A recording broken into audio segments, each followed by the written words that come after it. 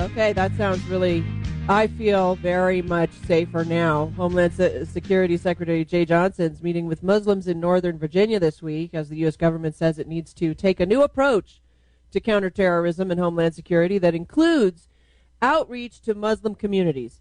He mentioned removing the mystery of global threat and also terrorist-inspired attacks. That's a new word for us, terrorist-inspired. Calling the terrorists inspired is probably part of the new strategy to combat terrorism. Take a deep breath. Pamela Geller joins me. She is the publisher of Atlas Shrugs and the editor, too. She's also the president of American Freedom Defense Initiative. Pamela, do you see any issue with consulting with Muslim groups on how best to defeat an ideology to which they subscribe?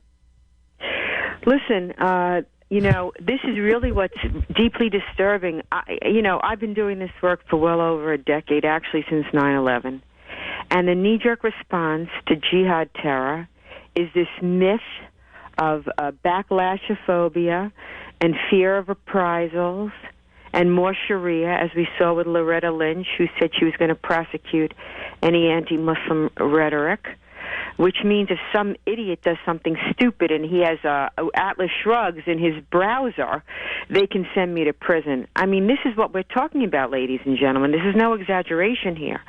And what I find deeply worrisome is the similarities between the jihad attack on our event in Garland, Texas, and San Bernardino. I mean, there's a link to the ISIS recruiter, the American Muslim ISIS recruiter, Mohammed Hassan.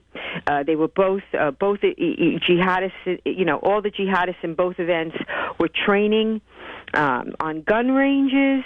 They had been planning their jihad for months. Look, in the case of Garland, they were practicing at shooting ranges before we even announced our event.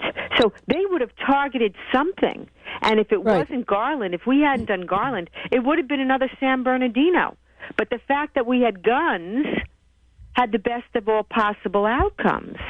Right. And now the result of San Bernardino is gun control. But nobody had guns, and they want to do gun control. That's what's crazy. That's worrisome. The reaction gun control was highly effective. Gun control was highly effective in San Bernardino because none of the good people had guns. They all behaved according to what is prescribed by this president, and they're all dead now. Yeah. This is really this is what, when people say people are frightened, people be frightened of that.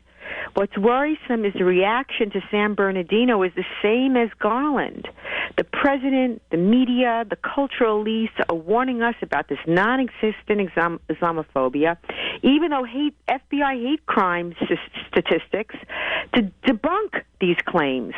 And the response to this unspeakable carnage is Sharia enforcement, is to blame the victim. They blamed me. They're blaming the victims in San Bernardino.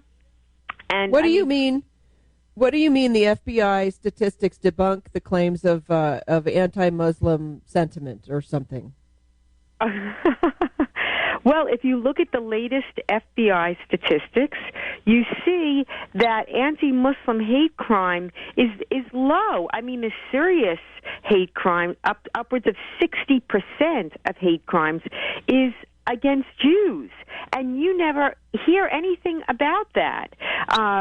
It was 16% was anti-Muslim backlash. The fact is that in a country of close to 325 million people, 325 million people, there were what was designated as 183 quote-unquote hate crimes. The problem also is that, as in we see the last one, Sam, CARE's anti-Muslim hate crime, recent complaint that CARE had, it was perpetrated by a Muslim. And by the way, we see that time and time again, that hate crimes and faked hate are perpetrated by Muslims. Right. We see that. I mean, again, it becomes a footnote to the story because terrorist groups like CARE get the mileage out of it. They announce a hate crime. The media, they're running dogs in the media, go running with the story, the organ grinders monkeys, and then 2 weeks later, when it's found to be a Muslim, it's a correction on the bottom of page 86. Right. That goes without. And so the sentiment stands that there are so many hate crimes against Muslims when many of them are actually basically fake. They're phony. Right, and look, 11% were victims of bias against other religions. But talk to me about Obama's speech on Sunday, where then he warned about this kind of backlash. And what does warning about the backlash do? It distracts the American people from the pile of bodies, the mangled flesh and blood and bone in the workplace, at a Christmas party, Christians and Jews slaughtered in the cause of Allah. That's what it does, Sam. It distracts. There's been since 9/11, I think the country has been amazing in the way it treats its Muslim neighbors. There's nothing that speaks to this bogus myth of anti-Muslim bias. And what Obama is doing is distracting from his catastrophic failed policies. I mean, I was galled when he threw in Fort Hood when talking about terror. I mean, for 6 years, he denied the jihad terror, the motive in Fort Hood. He denied the victims the benefits that you get as a victim of terror, and he throws it in to cover his ass? Yeah. I mean, that was, and again, given a free pass.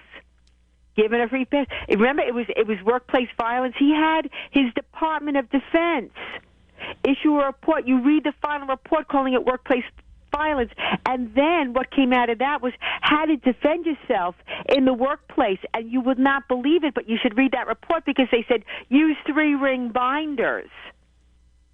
Yes, I remember that. Binders to hide behind a 3-ring binder.